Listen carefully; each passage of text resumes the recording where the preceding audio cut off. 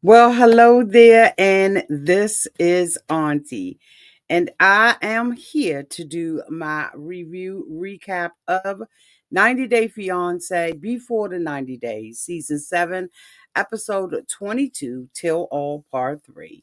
If this is your first time being here, please like, comment, and subscribe to the channel.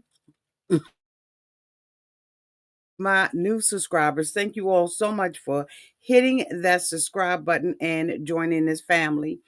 To all of my nieces, nephews, and my members who have been here with me for the long haul, thank you all so much for your continued support. If I had to rate this episode of 90 Day Fiance Till All Part 3, I would rate this episode a 2. Let me know downtown in the comment section what you would rate this episode of 90 Day Fiance. Like when they stretch it out like this, I know they trying to get every little penny they can and getting their bang for their buck. But this was just a dud of an episode. We're gonna try to make the best of it because when we all get together, it is what it is, right? I apologize for not being able to be with you all on Friday for Love After Lockup or Sunday for this till all got a lot going on. Okay. So without further ado, let me bring up the people, right? And we're going to have a discussion about them and then we're going to get the hell out of here. Again, my rating was a 2-star. Let me know down in the comment section what you all thought about it. So the first couple that I want to talk about, okay, are they coming up or not?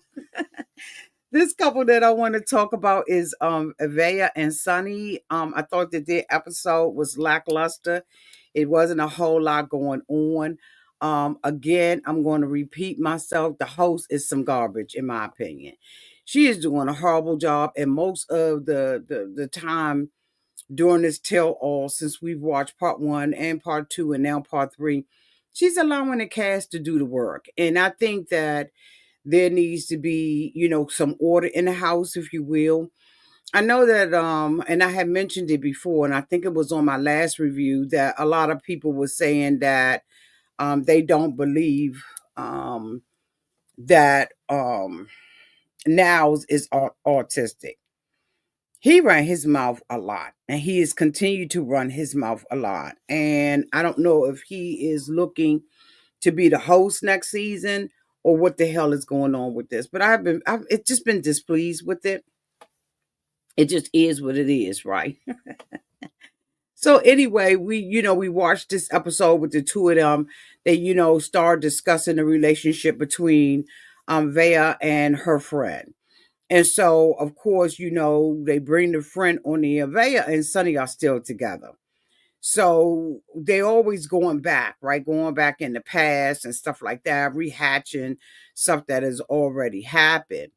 And so, they were talking about, her and Sunny's relationship as it relates to her friend. And so they was trying to make an issue out of her friend going with her. But for me, I think that she's already explained it enough. And I don't feel like she needs to explain it anymore. And she talked about the fact that, he came with her, they brought him on. He didn't have much to give other than, the fact that they said that he was making fun of Vaya. And so I'm just like, okay, like this was just so lackluster. But they talked about, whether or not any of the cast members believed that she was still in a relationship or still love, in love with him. And she was like, no, and I don't regret bringing him. And I don't think that she said the only thing that she regretted was not telling him on, ahead of time or earlier. And I agree with that, right?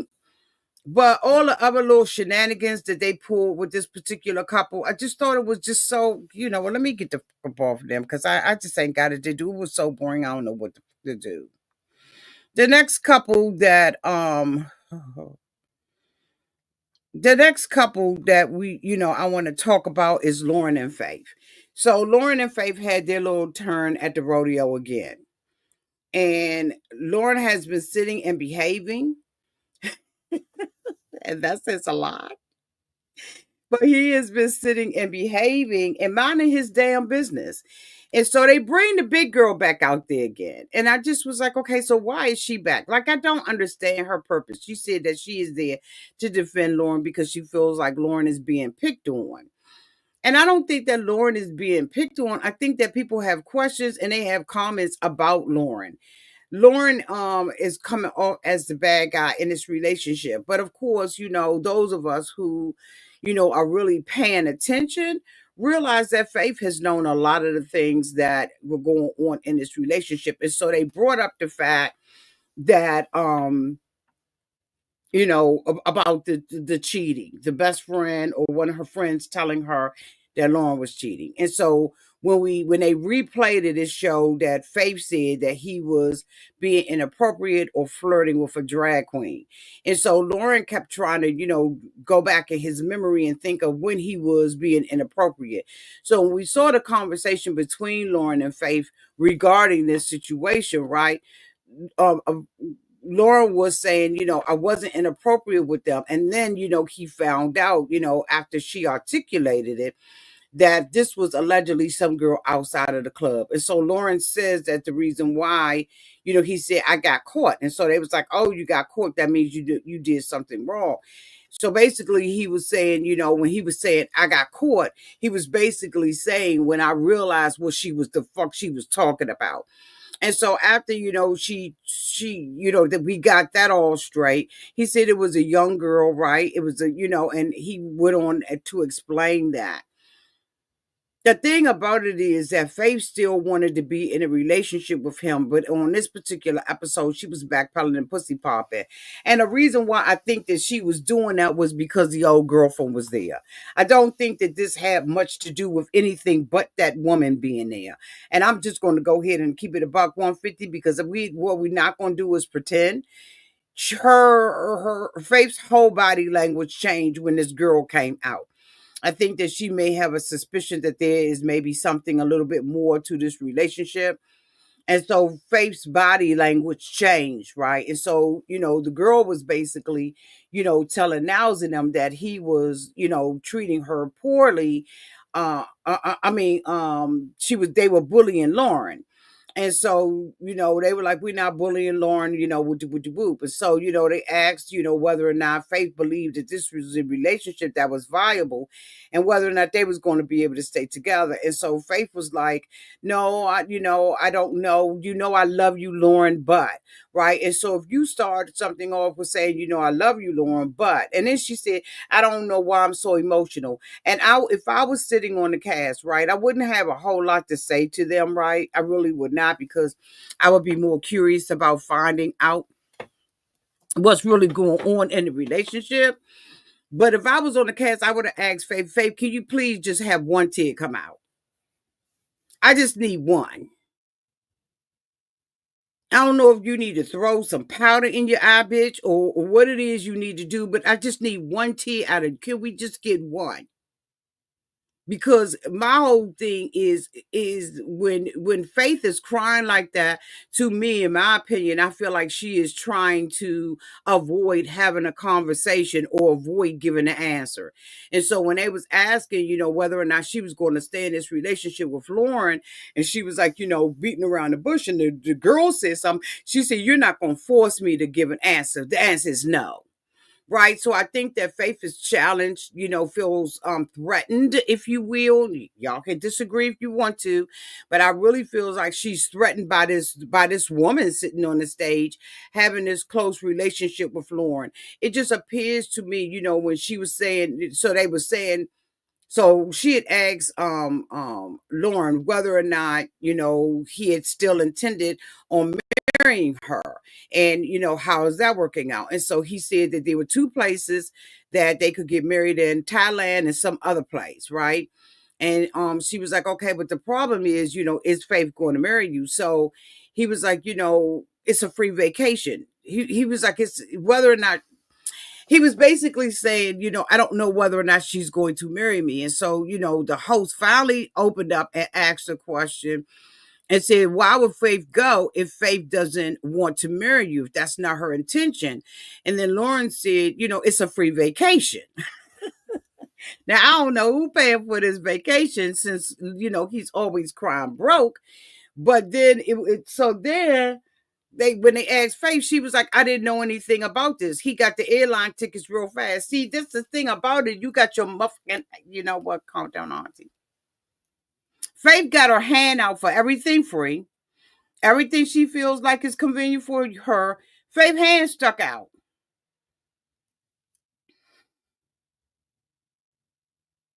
She'll take his money. She waiting for direct deposits to hit. She waiting for bank transfers. She's taking stuff from Lauren for her family, equipment, washing, detergents, Lysol, bitch, Clorox, whatever. She's taking all of those things, right? But then when it comes down to, you know, taking accountability for her part in this relationship and where she is in it, all of a sudden she's emotional, bitch, or she don't know. And Lauren, when asked the question, she said that she didn't know anything about it.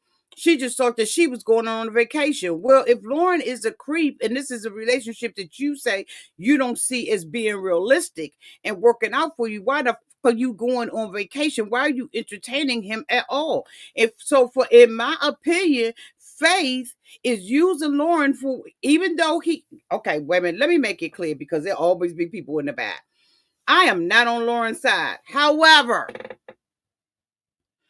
I know somebody that is suspicious from somebody who is not. And Faith is playing both sides, bitch. One point she don't want to be with Lauren. The next point she wants to be with Lauren on vacation, or like I said, accepting things. Figure out what the you're going to do and do what you're going to do and stick with that and stop all this phony ass crying that produces no tears out of the tear ducts. I'm sick of Faith with this fake bullshit that's going on. Turn her mic off, unmic her, cut her camera off, and send her on about her fucking way. It's not adding up for me. It's not making sense. I don't know if it's making sense for y'all, but this ain't making sense for me. And for me, it has to make sense, and it's just not. Y'all let me know downtown in the comment section. Because the man has been trashy from the beginning. He said that she could go on this vacation with him. She has no obligation to sleep with him or anything like that. He just want to get her over there for a free vacation. And then at the end of it, right, if she makes a decision to get married, they get married. But here's the thing. Here's the kicker. We already found out that at this particular time when they filmed this tell-off, Laura was married. He couldn't marry her anyway, not legally, or bring her to the United States. And then we have to remember that Faith has an agenda. Faith's agenda is to get to the United States of America.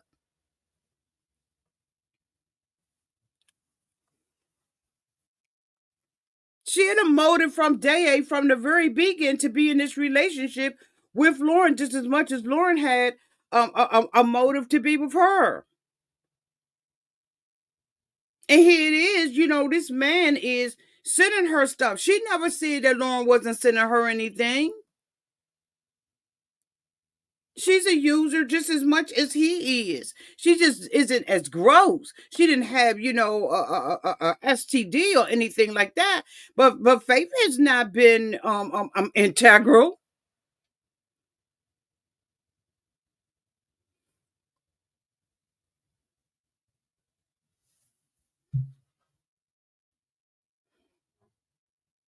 I said what I said.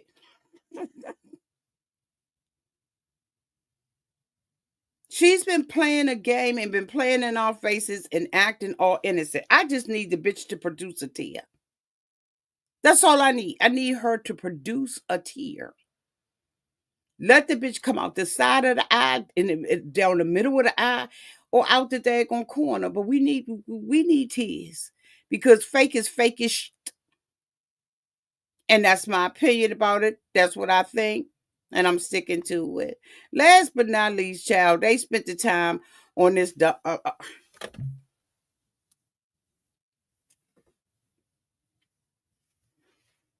So they get Bojo to come back out.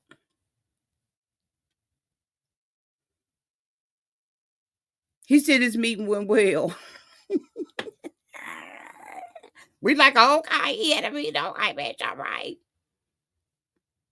So he, comes back out and everything, and then they bring what you call him. What's his name? Bitch. Let me look it up because I just had it out, girl. Because I don't be thinking, I don't be remembering how to pronounce his damn name. Let me see what I can see. Let me see, y'all. What's his name?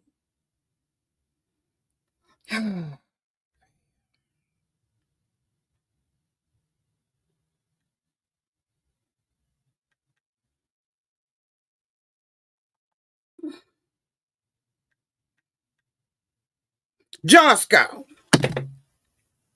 So they bring Josco. I'm going to tell y'all right now, this is going to be an unpopular opinion.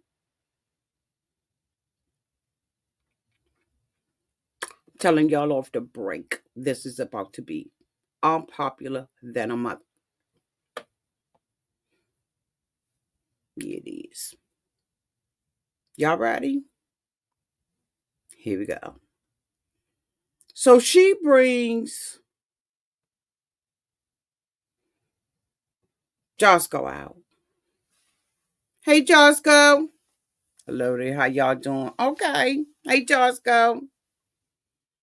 So, Josco, how are you? Doing fine. Are you and Vanya still together? No, hell no. No, we ain't.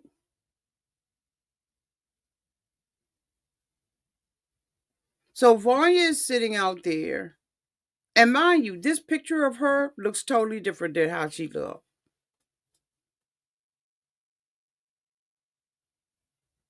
This picture that I got on this screen right here looks totally different than how she looks in person. Now that that's settled, let's talk about the bitch, shall we? Yes, we shall. So she was in this relationship with him. He flew over from Croatia. Was it Croatia, y'all? Wherever to be with her. They have a week full of sexual bliss, and he leaves and he goes back home. She goes into this story about how he stopped talking to her, right? So now he has the right to respond. So they asked her about the sex. She said that the sex was good and all of that kind of stuff. And they asked Josco about it. Josco said, I don't know if I was too big for her or she was too small, but we was only in two positions the whole time. It was boring. So now she gets her feelings hurt and she wants to talk about how he videotaped her without her consent.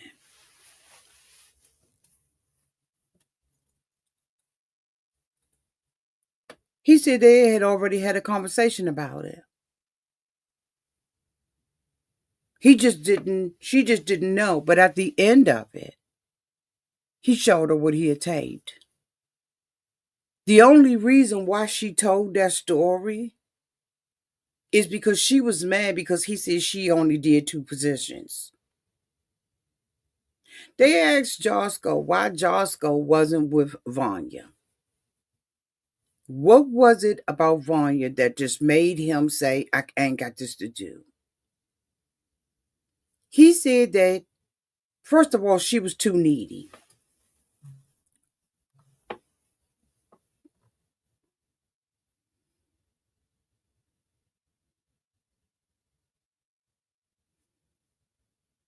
She was too needy. Earlier on during the season, he had mentioned that she doesn't have mother instincts. He indicated that while having a conversation with her and talking to her and everything, right? He indicated that she never asked about his child, didn't care. They had a conversation between the two of them. Something was going on with his child being sick, and he discontinued the conversation. Because as a father, he is implying that my baby came first. Vanya wants to argue. So Josco said that he told her, so she called and he didn't answer. But then when he did answer the phone, she said, "Bitch, I don't care what's going on in your household. I don't care what's going on with your child. I need to talk to your ass every day." In my humble opinion, unpopular opinion, he did the right thing getting rid of that ass. Because if you are dating someone who means anything to you and you have a child, whether they've met that child or not, your expectation is that that person, that child, is a part of you and that your significant or insignificant other is at least going to ask and make room for you to be a parent. Fuck what you heard. That's my opinion. She never denied not caring about the child. Her whole thing was she needed him to talk to her every day. She needed him to touch bases. So he said, "You know what? I'll get rid of my child. I'll quit my job and I'll spend every waking moment on you." That let me know that that was an issue, a legitimate issue in their relationship. And thus, I would have got rid of her ass too. Because what I'm not going to do is choose between you and my child.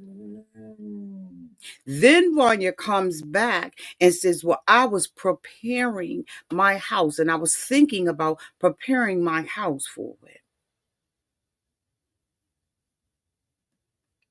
Thinking about it?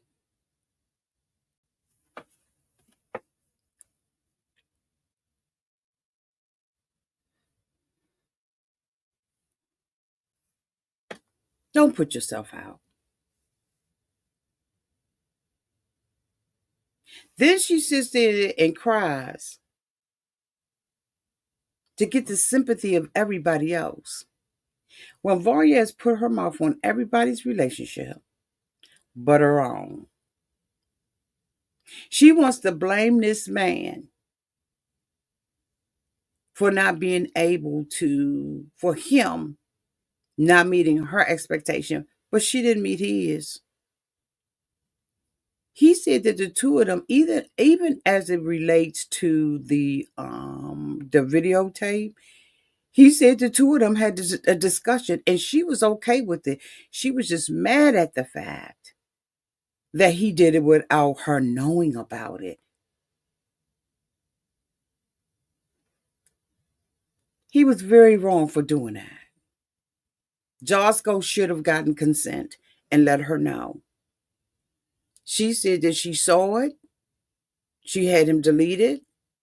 He was asked whether or not it was deleted from the cloud, and he said yes.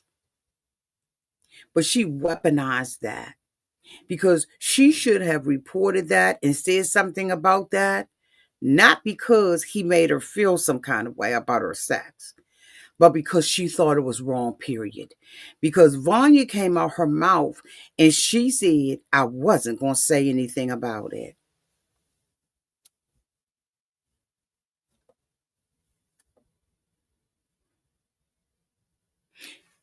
She doesn't have motherly instincts, and everybody don't. But when you are showing that you are not even, that you are disinterested, that goes beyond just your normal, "I've never had a child before. I don't know how to take care of a child. I have to make the adjustments." Anytime you're dating someone who has a child, you show an interest. And she's not doing that. And I wanted her to defend that. And the only thing that she said was, "I was thinking about and considering changing a room in my house." But what about the room in your heart for this child? What about the care and the concern for this child? Yes, I know that you have to make an adjustment. We all have. Any of us who have ever dated someone with a child have had to make those adjustments, but those adjustments were made. And I don't see Vanya having an affection for that child, especially if you're talking to a parent who has a young child and you say, I don't want nothing broke in my house. Some stuff you don't even have to talk about. You don't even have to bring up the fact that you don't want stuff broken in your house. Put this up until a child gets older and you can discipline them. And and I ain't talking about tear their ass up. I'm talking about just lightly disciplining them and teaching them guardrails, putting guardrails in place and things in place. With my own child that I biologically had, that I spent days in in labor and delivery with. I had to put guardrails up in the house and make certain decisions about different things that, my daughter could touch and could not touch. And then there were valuable things that ended up going up on the top shelf or went in a box. And then she says, people wonder why I felt that when she was asked, which relationship, Vanya, are you most disheartened about? And she said, him, because I gave myself to him. And then they had the audacity to ask him whether or not he was using her for sex. And I thought that that was disrespectful. Stand down. Because this man had a normal relationship with this woman, because she did not get the outcome that she wanted, doesn't make him the bad person. It did not work out. He said we are physically both said when they were in Croatia and when they were in Florida, that they both had a physical attraction to one another. They didn't do anything with each other when they were in Croatia, but when he came to the United States, she let her guard down and she had sex with him. Okay, it's not the end of the fucking world. And just because you have sex with someone doesn't mean that that person is now obligated to stay with you. And after you, as a grown ass fucking woman, make a decision, excuse my language. After you, as a grown woman, make a decision that you are going to have a sexual relationship with someone, you cannot equate that to love.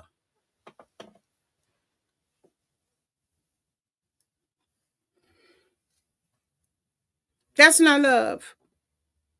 That's natural. The body's natural. I'm just saying. Sex ain't love, and love ain't sex. And he's not obligated to you. And you can't be a grown woman putting them legs up in the air and then getting mad at the man because when they come down and they have to deal with you outside of that bedroom, they make a decision that it's just not a good relationship. And he should not have been asked, and then the thing about it, here's the kicker. Okay, this is what really made me stand down with her. When asked whether or not she had saw him after the videotape, she had the audacity to go out there and see him again.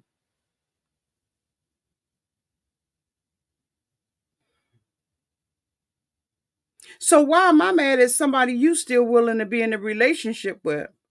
Why am I mad at somebody who violated you by videotaping you and you went back to him?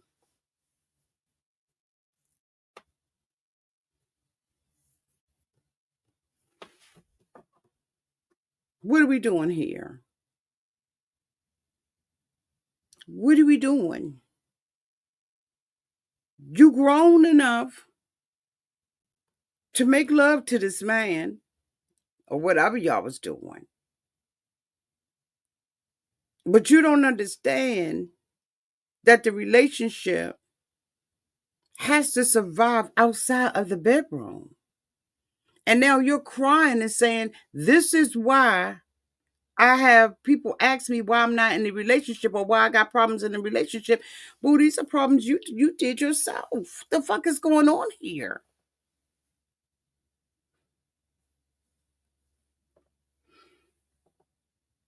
What's going on? You need to grow up. And if you're going to cry over the cookies, then you need to not get the cookies out until you need to say, I'm going to be with you and we're not going to do anything until I'm married. But even that is not going to last. Because if the man don't love you, he doesn't love you. And it's the same thing with a woman. Some women are able to process that this is what this is. When I sleep with you, I'm doing that by my own volition, and I don't hold you. I'm not gonna hold you, but you sure don't need to hold me. And so when we are outside of this bed, boo, after we've done what grown people do, I ain't obligated to stay in a relationship with you. Because there are some women who understand that this is just what we do. This is not who we are. And to try to make Josco feel bad or feel like he used her for sex when she was the one that was kissing on him and doing makeout sessions. She even said when they left, even after he had not, he made a determination that I thought was mature. He made a determination that, hey, I ain't gonna see you while you here. She wanted to still see him after after the videotape.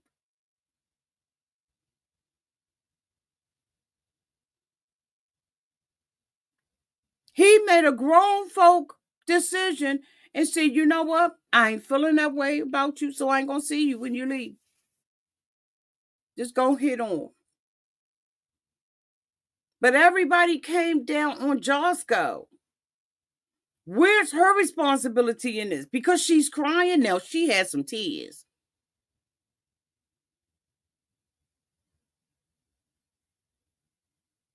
Then her girlfriend, to make matters worse, asked him, Josco, do you have any feelings for her? Bitch, you already know what that is.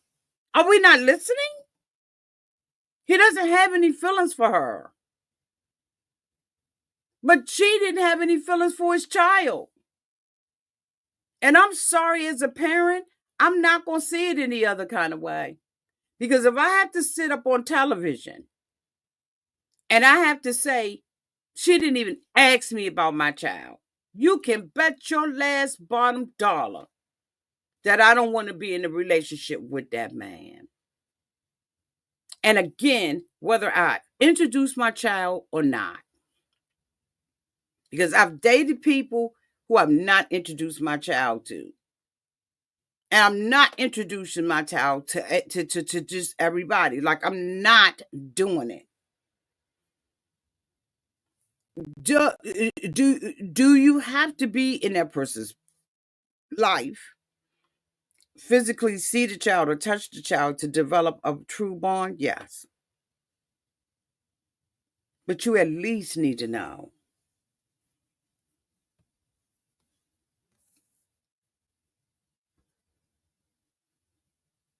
When Brian began to say something to her, they didn't want Brian to say nothing to her. But Brian was right. This, you grown. It didn't work out with Bozo or Bojo. You should have brought your hoeing ass home. You meet some man off the internet while you are still there because you bored. And you thought that this was going to be a lasting romance? You need to grow up. Because that was a fantasy from the giddy up. To meet somebody and all of a sudden you think that you in love with them. That whole thing, the whole connection between them was just a physical connection. There was nothing else. Her head, in my opinion, is empty.